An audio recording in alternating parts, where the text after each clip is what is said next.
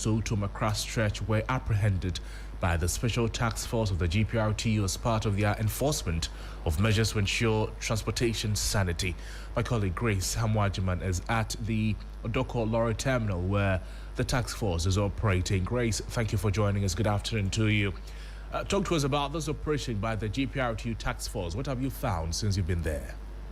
Right, Crosby. So we are here at the Odoko Lorry Terminal, and we know that in the last few weeks, Media General has been championing a campaign on the transport crisis that the country or some cities in the country has been facing since December right into the beginning of this year and the subsequent weeks. The GPRTU, as part of meetings with the Transport Ministry and the allied ministries, has now set up a task force that is moving from one station to the other to clamp down on drivers who are charging extra fees or who are doing what the passengers call the short trips in order to get more from these passengers. And so 6 of these drivers today have been arrested here at the Odoko Lorry Terminal. They are moving from drivers who are moving from Soto to Accra. On the normal, if they are doing a single trip, they charge 6 cedis. But because they are doing the short trip, they load from Soto to Santa Maria to Odoko, Odoko to Accra, and then to Accra. So by the time you get to Accra, you would have paid an extra of 3 cedis. And they have been, that is what the task force says, that they have been arrested for violating this caution that came from the headquarters of the GPRTU. The driver should not charge or should not do the short trip, but do just one trip, right, so that the long queues we see at lorry terminals and the financial challenges also brings onto these passengers will be prevented. But these drivers are falling short of the law, and now they have been arrested here at the GPRTU office at the Odoko Lorry Terminal. So do we know what next for these drivers after they are arrested? So my conversation with the commander of the team, Commander Gazy, tells me that this is more like an infraction of the MCTD regulation. And so these drivers are going to be handed over to the police for the police to continue with their investigations and questioning.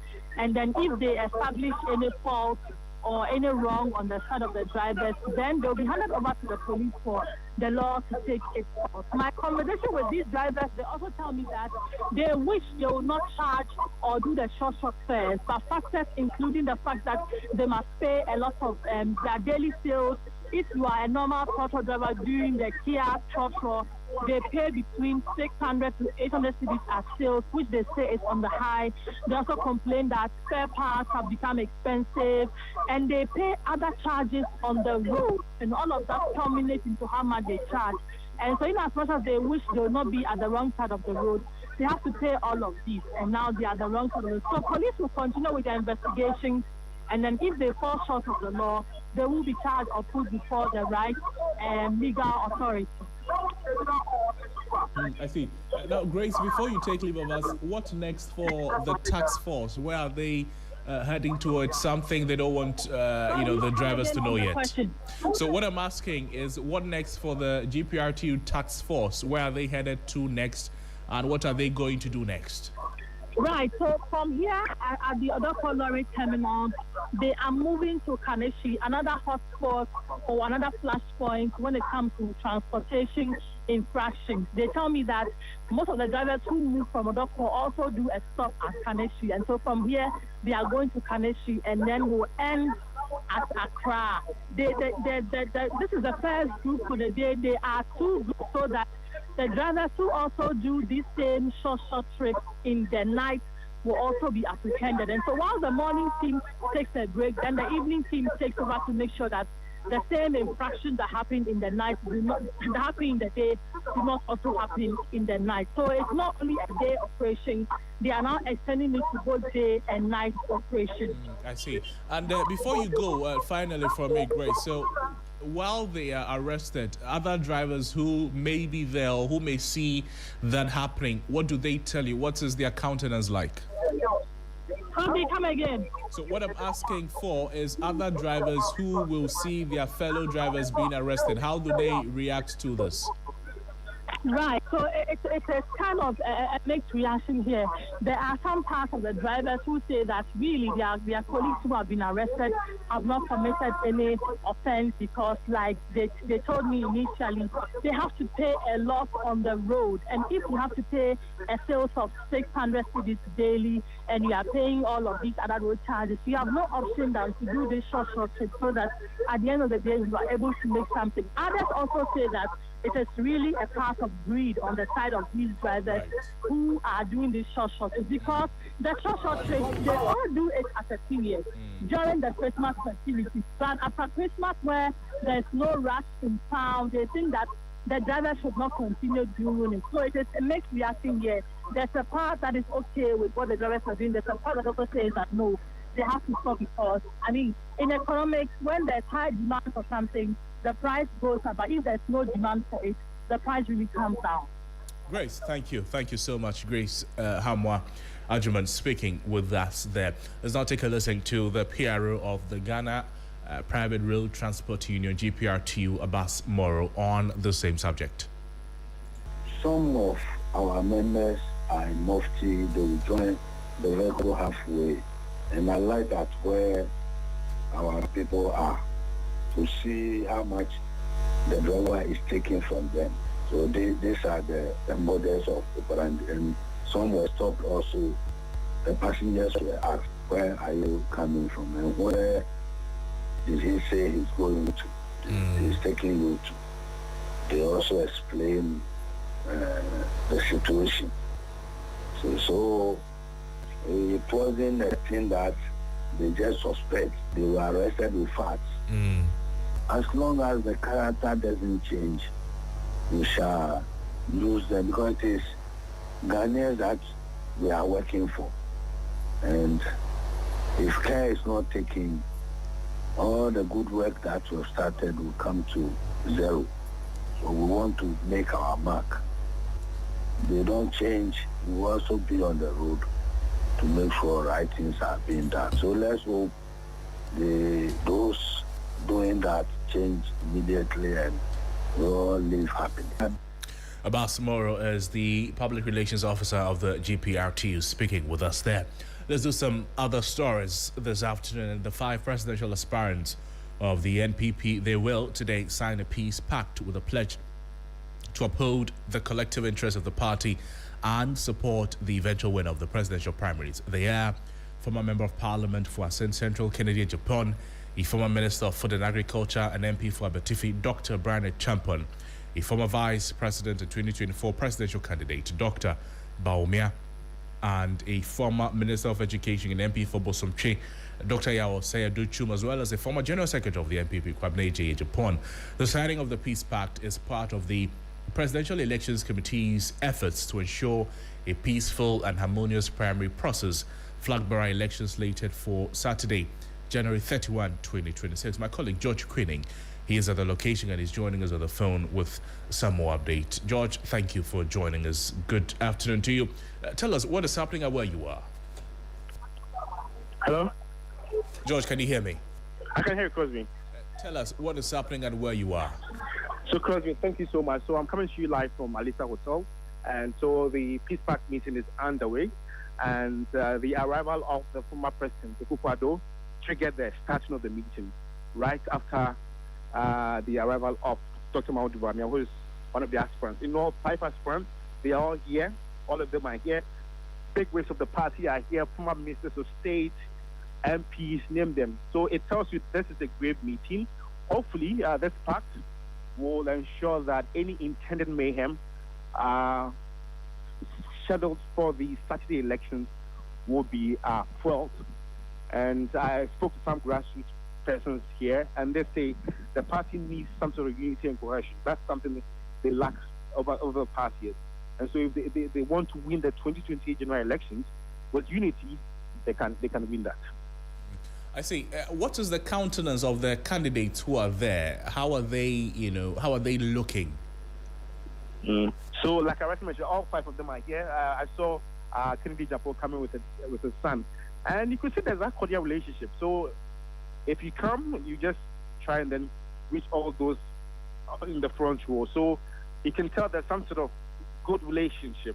You can see them talking, insulting themselves on social media, but in person, there's that sort of a respect. So there's this warm hug, all the opening, all the aspirants, they hug themselves, chit chat and all that. So if you really follow social media, you would think maybe there's some sort of enmity.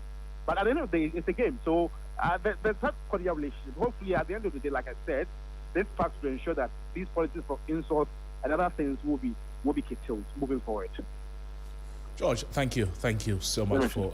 But before you leave us, George, beyond the unfortunately we lost George before I could ask the last question, but it was about some other people beyond politicians who are there to monitor the signing of the peace pact. But George Queening is my colleague who is speaking with us. Let's do some other stories and let's move beyond the headlines and into the lived reality behind poverty in Ghana. For many people, poverty is not abstract. It shows up in overcrowded rooms, missed meals, children falling behind in school, and others without health insurance.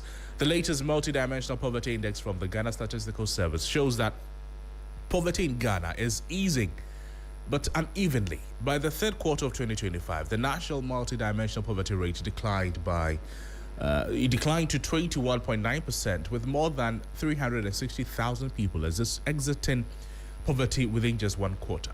360,000 people have left that bracket within 1 quarter. Let's hear from government statistician Dr. Hassan Idrisu as he breaks down what this means in terms of the figures so that a better understanding could be arrived at. Before we hear from Dr. Hassan Idrisu as he breaks down the figures, what really is driving poverty in Ghana today? Let's get to the dashboard. And if you have joined us on Facebook right now, you'd see this, the dashboard in relation to the conversations concerning poverty right now, and get more insight. That the data is showing that when you live in Ghana still plays a major role in your chances of escaping poverty. Now, in 2025, multidimensional poverty remained consistently higher in rural areas than in urban areas. By the third quarter, nearly 32% of rural residents were multidimensionally poor, compared to just 14% in urban areas, leaving a gap of almost 18 percentage points. Now, despite small improvements, that divide remains firmly in place. Now, when we break the numbers down by region, the scale of inequality becomes even clearer. Ashanti and northern regions, they record the highest numbers of multidimensionally poor people, each with over 1 million residents affected. Central, Eastern, and Greater Accra, they follow. Now, each with hundreds of thousands still living with multiple deprivations. These figures reflect not just population size, okay, but long-standing structural disadvantages across the regions. Nationally, poverty is declining, but not evenly. Ghana's multidimensional poverty rate is falling steadily from above 28% in 2022 to 21.9% by the third quarter of 2025. Between the second and third quarters of 2025 alone, last year, about 360,000 people exited multidimensional poverty, marking one of the sharpest quarterly improvements in recent years.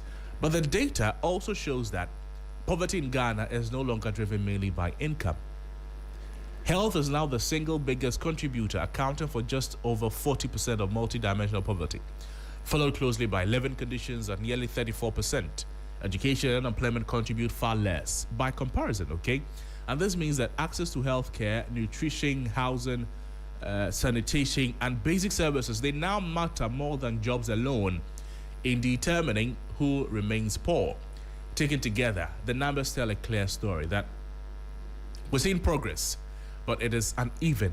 Geography, health access, and living conditions continue to shape life chances for millions of Ghanaians, even as a national average improves. Let's speak on this and talk to Francis Bright Mensah, Director of Economy Statistics Directorate at GSS, Director of Economy Statistics Directorate at the Ghana Statistical Service. Thank you so much for joining us, Francis. Good afternoon to you. What does it mean when we say that people are multi-dimensionally poor? Thank you, and good afternoon to your listeners.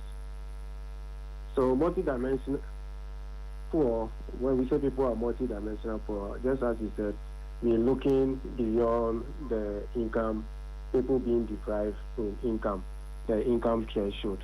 So we're looking about 13 indicators, which are the type of cooking fuel households are using, the type of water that they use, asset, housing condition, the flooring and the walls of houses. Are they made up of mud? Are they made up of concrete? Which type? Overcrowding. Do we have more than 3 people per sleeping room? Electricity. Do people have electricity? Toilets. What type of toilet facility are Ghanaians using? Do we have people who have no toilet facility at all? Are they using pan, public toilets, or shared toilet facility? We also look at education, school attendance. It's expected that a child between 4 to 15 years should be in school. Are they really in school or they are out of school? School lag, for instance, your age at 6, we expect you to be in class 1. Is that what is pertaining on the ground? Then we look at the health dimension. We look at nutrition. Do we have children under 5 who are malnourished, that is underweight, stunted, and wasting? Then health insurance. Are people just registering or they have paid their premium and they are being covered in case or there's a health? Then the last dimension we look at was employment. In a household, we have people 15 years and older that is not employed. That is no member 15 years and older is employed. So we look at these 13 indicators. Then we set a poverty cutoff. So assuming these 13 indicators, if it's positive, we are giving you 1. That is, you are not deprived, we give you 1. But if you are deprived, we give you 0. Then we set a threshold. If you don't meet 33%, that is a third of this, then we consider you as multidimensionally poor. Francis, so we are looking at poverty not only from the income, but from all dimensions of our living. What does this data mean for policy and government? Yeah, so for government, it will help government to do targeted poverty reduction. So you are not just looking at the expenditure of people if your expenditure doesn't meet a certain threshold. Perhaps the person could be healthy, but the type of water that the person is drinking is not of good standard. So let's look at tackling poverty, just as the SDG is looking at poverty in all its forms.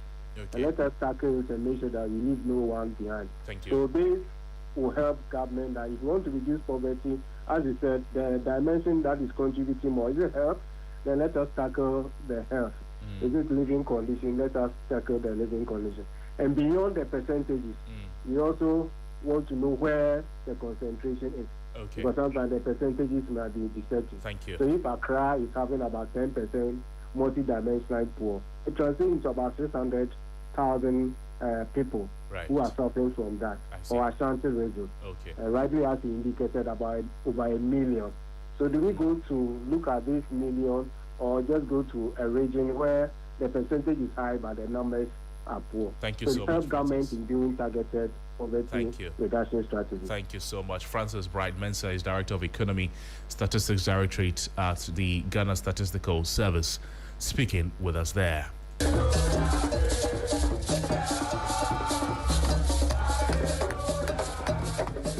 Well, what you're hearing, they are voices of members of the Arise Ghana Pressure Group, and it's day 3 of their picketing at the United States Embassy. It took a different turn when the protesters started to march around the embassy, accompanied by loud music. This compounded the vehicular traffic in front of the embassy due to the ongoing action. They are protesting at the precinct of the U.S. Embassy to demand the extradition of Ken Oforiatta. It's a campaign they say that they will not stop. Our man Christian Yale is on the ground and is joining us live on the phone lines with more. Christian, thank you. What is your own assessment of the protest thus far? Is it making any impact they seek?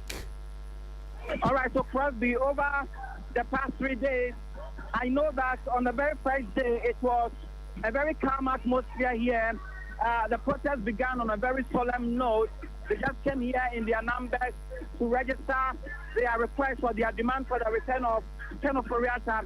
Now, yesterday, it got even more intense when we saw more people, those who were in the registered Arise Ghana t-shirt and those who were not wearing that t-shirt, all of them, more masses who came here to join the protest. Now today, it is continuing. What has happened today is that they resorted to marching across the U.S. Embassy, and that is what they've done over the past 1 hour. They just finished it. What I understand is that so far they feel that they have made that impact. They feel that they have sent that message across to the U.S. authorities, and tomorrow, Crosby, they are going to submit a written petition. They say for the past 3 days, what they've done has been the oral petition or the verbal petition, and so tomorrow they are going to submit the written petition to the U.S. Embassy, and that is what has been playing out here at the presence of the U.S. Embassy in Accra, Crosby. Chris, thank you so much. Chris Nyali is my colleague updating us on the happenings around the U.S. Embassy here in Accra as members of the Rise Ghana pressure group. Today's day 3 of their picketing at the U.S. Embassy. Well, and those are some of the voices or the sounds at the U.S. Embassy there.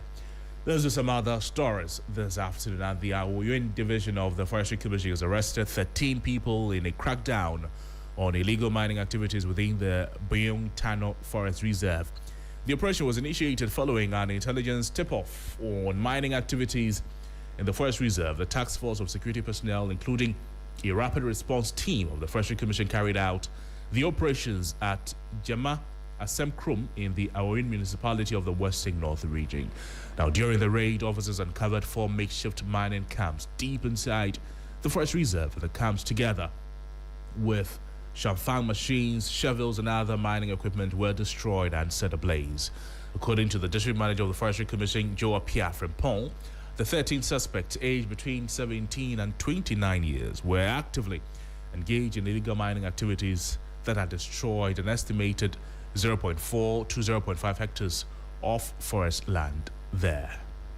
Yes, they were doing illegal mining using local artisans like chamfan, then pumping machine, and then dig and wash using basically tools like shovels and pickaxes.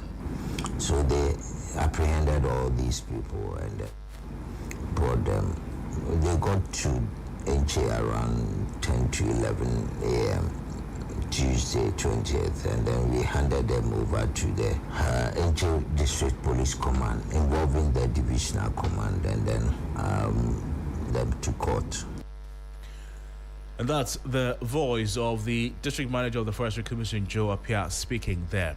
Well, still on crime, the Northern Regional Liaison Office of the National Security has arrested 45 foreign nationals believed to have entered the country from Cote d'Ivoire, Burkina Faso, and Liberia. The suspects include 12 Ivorian nationals, 2 Liberian nationals, and 31 Burkinabe nationals.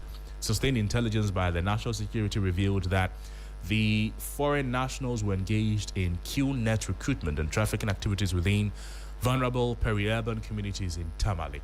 All the individuals are reported to be being lured into Ghana under false promises of employment, international travel opportunities, and business prospects linked to QNet schemes. The suspects have since been handed over to the Ghana Immigration Service for profiling. Let's go on the phone lines now and engage my colleague Christopher Marco for more on this development. Chris, thank you for joining us. Good afternoon to you.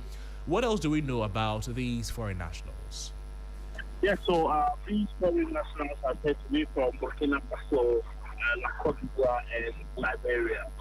Yesterday, after the 45 were arrested and handed over to the Immigration Service, 7 others were later arrested again and have also been handed over to the Immigration Service. So, as now, the number has shot up to 52.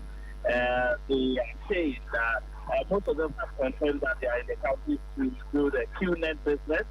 Others have said that they are coming into the country to process themselves to travel to Spain. Others have also indicated that they are friends here ask them to come to get them some businesses to do. And so that's why they came into the country. But as it stands, the immigration is also profiling them and ensuring that the appropriate processes are followed for them to be taken back to their country. I say, Chris, so do we have an idea when the immigration service will be done with the profiling, and what have they been telling you beyond that? Yeah, so basically because the people are failing to fully cooperate, because of the keenness aspect of it, they have agents who have asked them not to speak. And so it is very difficult to immediately tap information from them, even though the immigration service is doing its best to get to know the real reasons why they are here beyond what we know. Because the National Security liaison officer has indicated that they don't rule out issues of terrorism. And so that security threat is what they are looking at this time. Christopher, thank you so much for speaking with us. Christopher is my colleague there engaging with us. We can now take a listen to a few of the voices. As we dug deeper, we realized most of them were lured into Ghana with the promise of taking them to Europe for other greener pastures. And some too were brought in to do the skill net activities and other related activities. We are not ruling out the issue of terrorism and that of economic migration. We've been instructed to hand them over to the Ghana Immigration Service for further engagement. I want to stand here on behalf of the National Security Coordinator, assuring the general public that they should go about and carry out their daily activities in peace and safe. We can assure them of their safety. They should not feel that they are insecure. National security is on top of its job and is taking the fight to fish out each and every criminal within our society. I think the peace of our region and the peace of the country is a great supreme interest to us. And that's how we draw the curtains on this afternoon's edition of the Midday News on 3FM 92.7. We came to you live from our studios here at number 35 John Hammond Street in Accra. There's always more news on our website, 3news.com. My name is Noble Crosby Annan. Have a great afternoon. Bye-bye.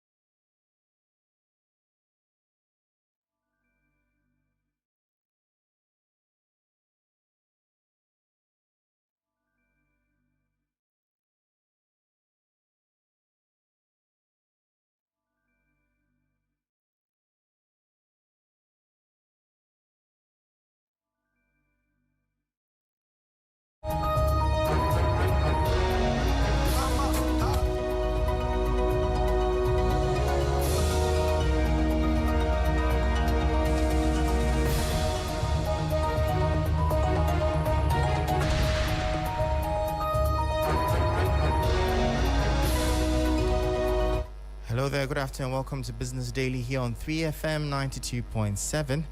Coming up, government challenges Association of Ghana Industries to lead industrial transformation.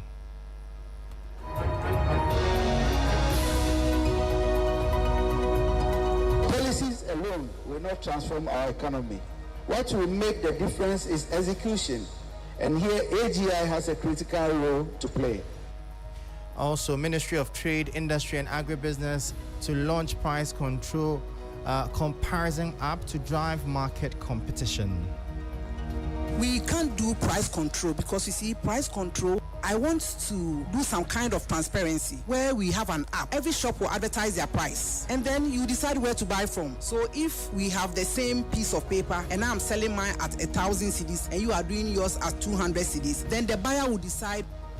Plus, Ghana Statistical Service calls for urgent investments in skills training to combat poverty. Create more decent jobs and support micro, small and medium-scale enterprises to grow.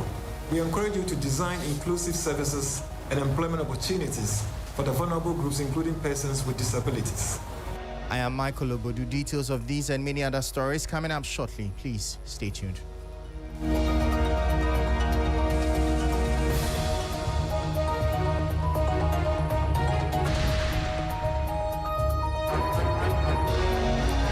Straight into our top story, and the Chief of Staff, Julius Deborah, has called on the Association of Ghana Industries, AGI, to take a central role in spearheading the nation's industrialization agenda. Speaking at the investiture of the newly elected AGI president and executive members in Accra, Mr. Deborah emphasized that the private sector remains the primary engine for economic growth. He challenged the association to move beyond traditional boundaries and champion innovative efforts that will position Ghana as a manufacturing hub in the sub-region. Our country stands at an important moment. There is the need to diversify our economy, deepen value addition, and compete effectively in regional and global markets. And these are things we have all heard over and over. But tonight, I want us to deeply reflect on turning these into more positive outcomes than we have seen in the past. This, therefore, brings into question the extent to which we are adding value to our raw materials and the extent of export diversification. The outcomes we expect calls for a private sector that is innovative, formalized and export-oriented, and a public sector that is responsive, predictable and accountable. Government is therefore pursuing reforms to improve the business environment, streamline regulations, expand access to finance for SMEs, and invest in critical infrastructure such as energy, transport, and digital transformation as key enablers. But policies alone will not transform our economy. What will make the difference is execution, and here AGI has a critical role to play. You heard the Chief of Staff, Julius Deborah, speaking. Now, the Ministry of Trade, Industry and Agribusiness says it is seeking to enhance price transparency in Ghana's market as an alternative to price controls in a bid to spur competition and protect consumers. The ministry plans to introduce a mobile application that will list product prices from various dealers nationwide, giving buyers the opportunity to purchase goods at competitive rates. Speaking at the recent Meet the Press series, Sector Minister Elizabeth Ofosu-Adjare said greater transparency would help tackle the downsides of price controls, including hoarding and other market distortions. We can't do price control because you see, price control comes with its own negative effect. It gives way to hoarding and prices will rather escalate. But I want to do some kind of transparency where we have an app. Every shop will advertise their price and then you decide where to buy from. So if we have the same piece of paper and I'm selling mine at 1,000 cedis and you are doing yours at 200 cedis, then the buyer will decide whether he or she is a Father Christmas to give me 800 more, or is a prudent buyer and will buy from you. And so we will not control prices, but we'll make prices available for people to choose from. And so we are working on that one now. Technology is up. Everybody has a phone and this can do that. And so that will be that far so kind. But please. That was Minister of Trade, Industry and Agribusiness Elizabeth Ofosu Ejari speaking. The Ghana Statistical Service has issued a strategic call to action for both the government and private sector, urging a significant scale-up in skills development and job creation to tackle multidimensional poverty across the nation. Latest report from GSS shows that the number of people experiencing deprivation in health, education, and living conditions dropped from 8.2 million in the early 2024 to roughly 7 million by the third quarter of 2025, with employment as a major driver. Let's listen to government statistician Dr. Al-Hassan Idrisu. For government and public institutions, we encourage government to scale up skills development and job creation. After all, we saw the impact of schooling or education and then the impact of employment on poverty. We should also target interventions to the poorest regions and also to the rural areas. We saw that the rural areas exhibited more poverty incidents, higher poverty incidents, and then those without jobs also exhibited higher poverty incidents. Now, for businesses and the private sector, we encourage you to support the National Health Insurance Scheme enrollment, especially for informal workers. We also encourage you to invest in sanitation, water, housing quality, and electricity. Support education access through scholarships, internships, and training. Create more decent jobs and support micro, small, and medium-scale enterprises to grow. We encourage you to design inclusive services and employment opportunities for the vulnerable groups, including persons with disabilities. You heard government statistician Dr. Al-Hassan Idrisu speaking there. Now, Ghana's producer price inflation PPI ended the year 2025 at 1.9%, reflecting a steady stabilization of prices at the factory gate. Data released by the Ghana Statistical Service reveals that while year-on-year costs for producers rose modestly, month-on-month pressure saw a notable decline. The 1.9% annual rate for December 2025 represents the price change for all goods and services at the producer level compared to December 2024. Significantly, the monthly producer price inflation PPI rate was negative 0.8%, indicating that, on average, producer prices actually decreased between November and December 2025. The overall PPI figures show industry and services moving in slightly different directions. Industrial PPI stood at 2.1% in December 2025.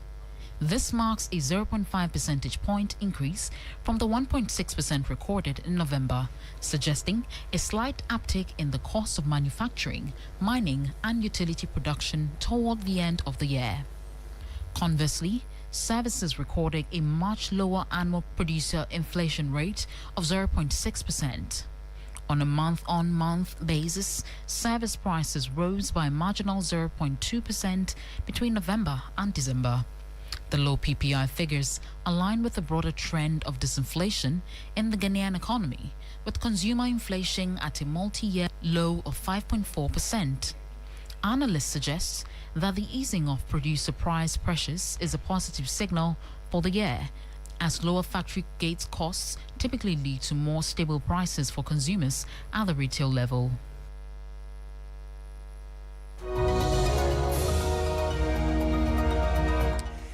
And that's how we end today's edition of Business Daily here on 3FM 92.7. For more business stories, please visit our website. It's 3news.com/business. I am Michael Ubudu. Thank you for tuning in. As always, please stay safe. Up next is Urban Blend, and Black Rasta is on standby. Do stay tuned.